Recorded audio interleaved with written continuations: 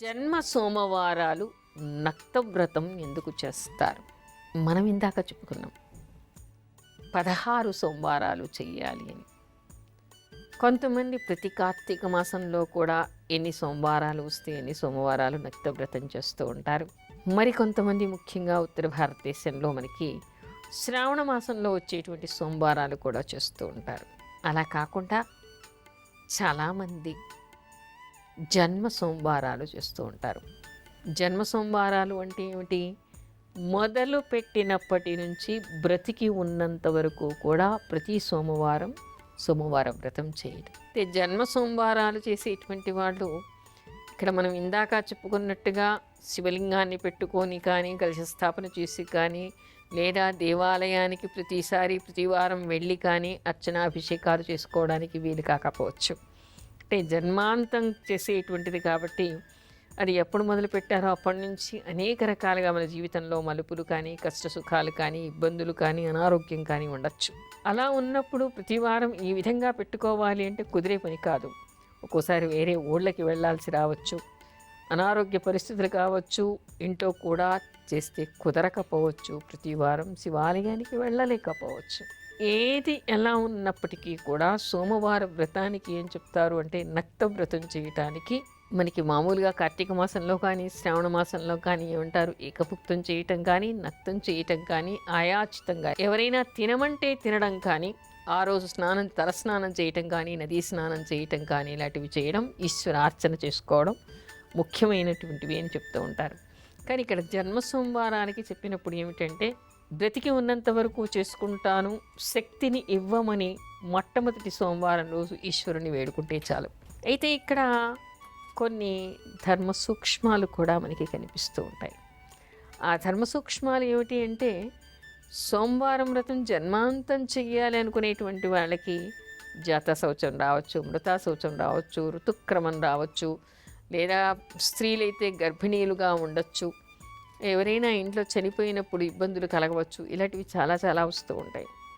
అలాంటప్పుడు కూడా ఏం చెయ్యాలి? సోమవారం వ్రతం చేసేప్పుడు అన్నిటికంటే ముందు ఉపవసించడం అంటే భగవంతుడికి దగ్గరగా ఉండడం అనేటువంటి విషయం. భగవన్ నామస్మరణ చేస్తూ ఆయన సమీపాన ఉండటం. అంటే మనం సమీపాన అంటే ఫోటో దగ్గర గుళ్ళోనో దేవుడి విగ్రహం దగ్గర కూర్చోవడం అక్కడ అర్థం కాదు. మానసికంగా కూడా ఎప్పుడూ భగవంతుడి యందు భగవంతుడి ముందు ఉన్నట్టుగా భావించి ఆయనని స్మరిస్తూ ఉండడమే ఇక్కడ ముఖ్యం.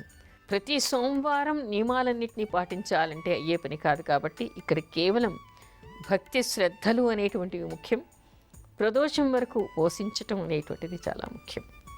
అలా ఉపవసించటం వలన ఎలాంటి ఫలితాలు వస్తాయి, ఇది జీవితాంతం ఉంటుంది కదా అని చాలామందికి సందేహం కలగవచ్చు.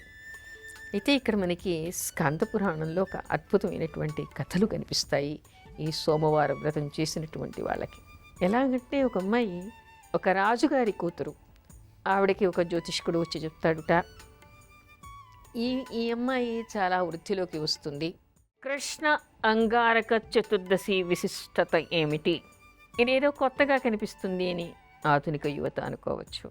కృష్ణ అంటే మనకి మాసాల్లో కృష్ణపక్షంలో వచ్చేదానికి మనం బహుళపక్షం అంటే పౌర్ణిమ తెల్లవారి నుంచి అమావాస్య వరకు ఉండేటువంటి రోజుల్ని మనం కృష్ణపక్షం అంటూ ఉంటాం, బహుళపక్షం అంటూ ఉంటాం. అయితే కృష్ణపక్షంలో వచ్చేది కాబట్టి ఇక్కడ కృష్ణ అని. అంగారక చతుర్దశి, అంగారక అంటే అంగారకుడు అనేటువంటి పేరు, కుజుడికి అంగారకుడు అనేటువంటి పేరు, మంగళుడు అనేటువంటి పేరు, భూమిపుత్రుడు అనేటువంటి పేరు. అయితే అంగారక అనడంతో ఏమిటంటే ఇక్కడ మంగళవారం అంటే కుజుడికి సంబంధించినటువంటి వారం ఏముంది? మంగళవారం. కుజుడికి మంగళుడు అని, అంగారకుడు అని, భూమిపుత్రుడు అనేటువంటి పేర్లు ఉన్నాయి. అయితే కృష్ణ అంగారక చతుర్దశి అంటే కృష్ణపక్షంలో వచ్చేటువంటి చతుర్దశి, అది మంగళవారం రోజు వస్తే అత్యంత విశిష్టమైనటువంటి పార్వతి రోజుగా చెప్తూ ఉంటారు. అయితే బహుళపక్షంలో వచ్చేటువంటి చతుర్దశి ఎప్పుడైనా కూడా విశేషమైంది, ఎందుకంటే దాన్ని మనం మాస శివరాత్రిగా చేస్తూ ఉంటాం, శివుడికి అత్యంత ప్రియమైనదిగా చేస్తూ ఉంటాం. మాఘ బహుళ చతుర్దశి రోజు మనం మహాశివరాత్రి చేస్తాం.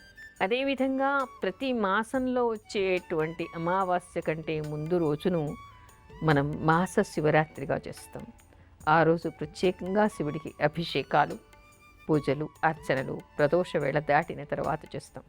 అయితే ఇక్కడ ఒకటి గమనించాలి. మనకి ధర్మసింధు లాంటి గ్రంథాల్లో ఏం కనిపిస్తోంది అంటే, మనం ప్రదోష వ్రతం శివుడికి ఎప్పుడు కూడా మనం ప్రదోష వ్రతం చేస్తూ ఉంటాం. వార ప్రదోషం, పక్ష ప్రదోషం, దిన ప్రదోషం, మాస ప్రదోషం అంటూ మనం అనేక రకాలుగా ప్రదోష వ్రతాన్ని చేస్తూ ఉంటాం. అయితే ఇక్కడ మాస ప్రదోషం అనేటువంటిది ఏమిటి అంటే, మనకి బహుళంలో ఈ మాస శివరాత్రి కంటే ముందు రోజు త్రయోదశి రోజు సాయంత్రం పూట సూర్యాస్తమయ సమయానికి ఏ రోజు త్రయోదశి తిథి ఉంటుందో ఆ రోజు మహాప్రదోషం అని శివుడికి ప్రత్యేకంగా పూజ చేస్తాం. కానీ ఇక్కడ మనకి చతుర్దశి రోజు ఆ విధంగా కాదు. మహాశివరాత్రి రోజు మనం ఏ విధంగా చేస్తాం? అర్ధరాత్రి నిశీ సమయానికి మనకి చతుర్దశి తిథి ఉన్నప్పుడే మహాశివరాత్రిని మనం చేస్తాం, మాఘమాసంలో బహుళ చతుర్దశికి.